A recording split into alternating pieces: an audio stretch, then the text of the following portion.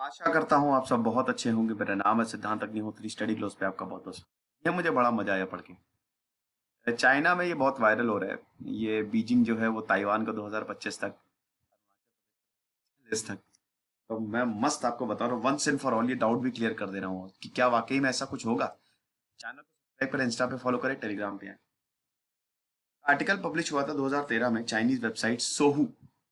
ये सोहू के बारे में आपको बता दूं कि चाइना की प्रोपेगेंडा मशीन है। ये वेबसाइट जो है वो चाइनीज सरकार फंड करती है और यहाँ से पूरा प्रोपेगेंडा जो है वो आगे बढ़ता है। तो आप समझ ही गए होंगे। तो इस चाइनीज वेबसाइट में 8 साल पहले आर्टिकल छपा था, लेकिन अभी ये बहुत वायरल हो रहा है। समझ लीजिए पूरे चाइना में ये वायरल हुआ जा रहा है। तो ये कम्युनिस्ट नेशन की बात करता है जिसमें ताइवान, रशिया और भारत का फ्यूचर बताया है कि हम अपनी लॉस्ट टेरिटरीज, इसमें ताइवान और भारत आता है, हम इसको कंकर कर लेंगे। या अखंड चाइना, जैसे अखंड भारत है ना, या अखंड चाइना की बात करता है। इसमें ताइवान हमारा होगा, भारत, जापान, फिलीपींस, वियतनाम, जिनसे भी टेरिटोरियल डिस्प्यूट हैं उन सबको हम अपने कब्जे में ले लेंगे। ये चीज है। तो यही है Beijing based online media, Chinese सरकार का प्रोपेगेंडा चलाने वाली, बता रहा है कि ताइवान को 2020 से 2025 तक, ये लोग 2020 तो अब चले ही गया है, 2021 आ गया है। ताइवान का तो आपको पता है ना, वन चाइना पॉलिसी की। ताइवान भाई 1949 में जब चियांग काइशेक भागे तो ताइवान में भागे थे वो। तो अब एक्चुअली तो चाइना चियांग काइशेक चला रहे थे, उन्हीं की काओमिंटांग पार्टी, लेकिन क्योंकि सिविल वॉर हुआ, कम्युनिस्टों की जीत हुई तो वहां भागे। तो वही है कि ताइवान वाले भी वही कहते हैं कि भाई देखो हम और चाइना है क्या, वो चाइना हमारे, चाइना वाले भी इधर, ये जो main people's republic of China और वो रिपब्लिक ऑफ चाइना है, दोनों एक दूसरे से कहते हैं कि कल परेशान मत हो, कल आएंगे तुमको जीत लेंगे। तो ताइवान को 2025 तक बता रहे कि और इस पे वॉर होगा, हम एकदम लड़ाई करेंगे ताइवान को लेके। ये चीज साउथ चाइना सी 2030 तक। ताइवान को जीतने के बाद चाइना जो है वो 2 साल का रेस्ट लेगा और उसके बाद 2028 तक ये अल्टीमेटम देगा साउथ चाइना में जितने भी अगल बगल के देश है। मजा रहना पढ़ने में, मतलब सुनने में। और उसके बाद फिर ये साउथ चाइना सी को जीतेगा, और साउथ चाइना सी को जीतने का मतलब है साउथ ईस्ट एशियन कंट्रीज को जीतेगा ये, जिसमें ताइवान तो है ही है, इसमें वियतनाम हो गया, फिलीपींस हो गया, जापान हो गया, ये सारे के सारे नेशन जो हैं वो चाइना की थाली में चले जाएंगे। ये चीज है। तो वियतनाम पे वॉर डिक्लेयर करेगा और बाकी देश जो है वो वॉर इतना ब्रूटल होगा कि बाकी देश जो है वो सरेंडर कर देंगे। फिर उसके बाद सदन तिब्बत। सदन तिब्बत भारत का अरुणाचल प्रदेश। चाइना जो है उसको सदन तिब्बत, तिब्बत का साउथ पार्ट बोलता है। ये अरुणाचल प्रदेश तो हमारे ही है। तो भारत के अरुणाचल प्रदेश को 2035 से लेकर 2040 तक जीत ले गई है। ये थर्ड वॉर होगी, रिकॉन्क्वेस्ट ऑफ सदन तिब्बत। आर्टिकल बताता है कि हमारी जो मिलिट्री है वो आगे बढ़ती जाएगी और उसके बाद सदन तिब्बत को हम अपने कब्जे में ले लेंगे। फिर सेंकाकू आइलैंड 2040 से 2045 से चौथा वॉर होगा। इसमें जो जापान का सेंकाकू आइलैंड है वो चाइना ले लेगा 2045 तक। क्या बात है। फिर मंगोलिया, आउटर मंगोलिया को चाइना ले लेगा। फिर रशिया को 2060 तक रशिया को चाइना ले लेगा। मुझे लगता है कि कोई सस्ता नशा करके बैठा होगा। पूछना पड़ेगा भाई कौन सा माल फूक के रखे हो यार।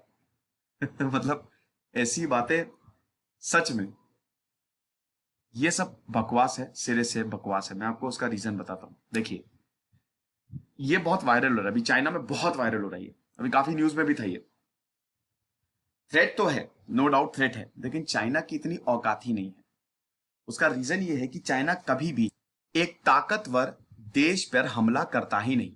यकीनन ये आर्टिकल पुराना है और ऐसे ही एक मसाले के लिए खाली लिखा गया था ताकि लोग जो है वो थोड़ा सा, एक होता है ना कि एक रश, एड्रेनलिन रश देने के लिए, एक थोड़ा स्पार्क, एक चिंगारी, ऐसे चटपटी न्यूज के लिए ये हुआ था। लेकिन अभी क्योंकि वायरल हो रही है इतनी, तो once and for all doubt clear कर देता हूं कि चाइना हमेशा एक वीक नेशन पे हमला करता है। वो कभी भी एक स्ट्रॉन्ग नेशन है, उसकी बराबरी का नेशन जो होगा।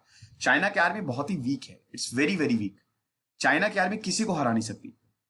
आपको बताता हूं कि चाइना में 20th सेंचुरी का जो पीरियड था, इट वो मोस्ट ह्यूमिलिएटिंग पीरियड था। चाइना ने अभी तक जितने भी वॉर लड़े हैं ना वो सब हारा है चाइना, सब के सब। आप इतिहास उठा के देख लीजिए, पहले तो आपस में ही लड़ते थे और जितने भी वॉर लड़े सब हरा। जापान छोटे से आइलैंड ने चाइना को बुरी तरीके से हराया और ये दोस्तों 1950 के बाद भी लोग पिटते रहे। 1962 में भारत बहुत वीक था, उसके बाद जितनी बार कॉन्फ्लिक्ट हुई भारत ने मुंह तोड़ जवाब दिया। वियतनाम ने चाइना को उगाड़ के फेंक दिया। तो ये सारी जो चीजें हैं ना, ये है नहीं चाइना के जो ऑफिसर्स हैं इनको फर्स्ट हैंड एक्सपीरियंस है ही नहीं, इनकी हालत खराब रहती है। आप नंबर्स पे मत जाइए, ठीक है। यकीनन नंबर्स पे अगर आप देखेंगे तो चाइना डेफिनेटली नंबर्स में बहुत ज्यादा आगे है, लेकिन चाइना को खुद पता है कि भाई ऐसा कभी होने नहीं वाला है ना। तो वही है, ये सारी चीजें जो है वो खाली बातें हैं और कुछ नहीं है। कोई भी वॉर नहीं होने वाला है, चाइना बिल्कुल भी आगे नहीं बढ़ेगा। चाइना अगर आगे बढ़ेगा तो सारे देश मिलकर उसको चुप करा देंगे। तो ये, अब इससे पहले दोस्तों हम आगे बढ़े, आपको बता दूं कि हर शाम 5 बजे आधे घंटे का टेस्ट होता है। 10 क्वेश्चंस इसमें होते हैं, तो इस टेस्ट को जरूर अवेल करें। फ्री है आपके लिए, आप ही के लिए बनाया है। 10 तारीख तक, मतलब 9 तारीख तक ये होगा। हर दिन 10 सवाल, यानी कि टोटल 300 सवाल हम आपको देंगे। ये चीज है।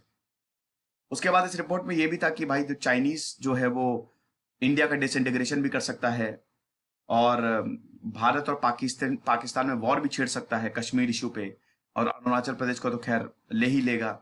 अब शी जिनपिंग ने तो ताइवान को तो वैसे धमकाया ही था कि भाई कंसीक्वेंसेस के लिए तैयार हो, लेकिन वो बहुत टाइम से धमका रहे हैं। अमेरिका और यूके भी है, हालांकि ये बिल्कुल सही बात है कि चाइना की नेवी बहुत ताकतवर है।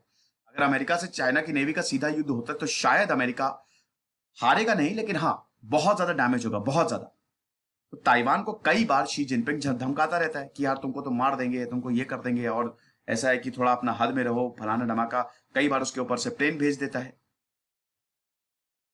अब रिपोर्ट में ये भी कि अमेरिका जो है वो चाइना को डायरेक्टली कन्फ्रंट नहीं करेगा, लेकिन वियतनाम और फिलीपींस को पुश करेगा, उनको सपोर्ट देगा कि जाओ चाइना से लड़ो। तो चाइना, ये रिपोर्ट बताती है कि चाइना की जो डेडलाइन है वो 2028 है। ताइवान को लेने के बाद 2028 के बाद चाइना फुल ऑन वॉर जो है वो उस पर जाएगा। तो यही है, बट जैसा कि मैंने बताया ऐसा होगा नहीं। अगर हुआ, अगर इन केस जैसे 0.1% चांस है, लेकिन अगर 0.1% भी सही हो गया तो चाइना में वो हालत हो जाएगी, चाइना गया काम से। जैसे 20वीं सेंचुरी में था ना कि चाइना को काट के यूरोप ने बांट लिया था, जापान ने बांट लिया था, वही होगा। तो काट के बांट लिया जाएगा आपस में, उनका पूरा मार्केट चला जाएगा। चाइना किस चीज पे इतना उछलता है? चाइना अपने फॉरेन रिजर्व पे इतना उछलता है, चाइना अपने मिलिट्री पे इतना नहीं उछलता। चाइना के पास पैसा बहुत ज्यादा है, और चाइना के पास पैसा इसलिए है क्योंकि चाइना ने साइंस एंड टेक पे बहुत ज्यादा निवेश किया। चाइना ने अपनी जो इंडस्ट्रियल पॉलिसी है उसमें काफी ज्यादा रिफॉर्म किया। इंजीनियरिंग में काफी ज्यादा चाइना ने फोकस किया। लेबर कॉस्ट, अब जैसे कोई टेंडर निकलता तो चाइनीज कंपनी सबसे पहले बाजी मार ले जाती है, क्योंकि भाई वो बहुत ही कम पैसों में आप बहुत अच्छी सर्विस देती है। आप देखिए चाइना का जो मोबाइल फोन है, चाइनीज मोबाइल फोन, भारत का 80% मार्केट इन्होंने कब जिया हुआ है। और ऐसे बहुत सारी चीजें हैं, सिर्फ मोबाइल फोन नहीं। तो चाइना पैसे पे चलता है। अब अगर मान लो कि चाइना ने ये किया, भाई वॉर का मतलब क्या है कि सारे देश तुम्हारे खिलाफ हो जाएंगे, और तुम सारे देश की कैसे तुम सारे देशों को हरा सकते हो? तुम तो गए, एक ही देश तुमको, एक ही काफी है तुम्हारे लिए। तो तुम्हारा मार्केट ही गया, तुम्हारा पैसे ही गया, तुम्हारी ताकत ही गई। तो ये तो वैसे भी नहीं होने वाला है। तो ये चीज है, बल्कि चाइना को ये देखना चाहिए कि भाई कहीं ऐसा ना हो कि इधर जिनजियांग में रेवोल्यूशन हो जाए, या कहीं ऐसा ना हो कि चाइना के लोग ही उठ खड़े हों, रिवोल्ट कर दें। तो खैर ये न्यूज बड़ी वायरल हो रही थी, इसमें बड़ी बड़ी फेंकी गई है ना। आप कोई बात नहीं, आप लपेटिए। ये थी अरुणाचल प्रदेश, रशिया, और ये देखिए सब माउथ पीस है। चाइना में इस तरीके की खबरें बहुत ज्यादा चलती रहती हैं, है ना। लेकिन हाँ ये वायरल बहुत ज्यादा है, तो इसीलिए मैंने आपको बता दिया। फिर आपको बता भी दिया कि भाई ऐसा कुछ नहीं होगा। चलो अच्छी बात है, खुश रहिए, पढ़ते रहिए। जैसे सिद्धांत तक नहीं उतरी साइनिंग।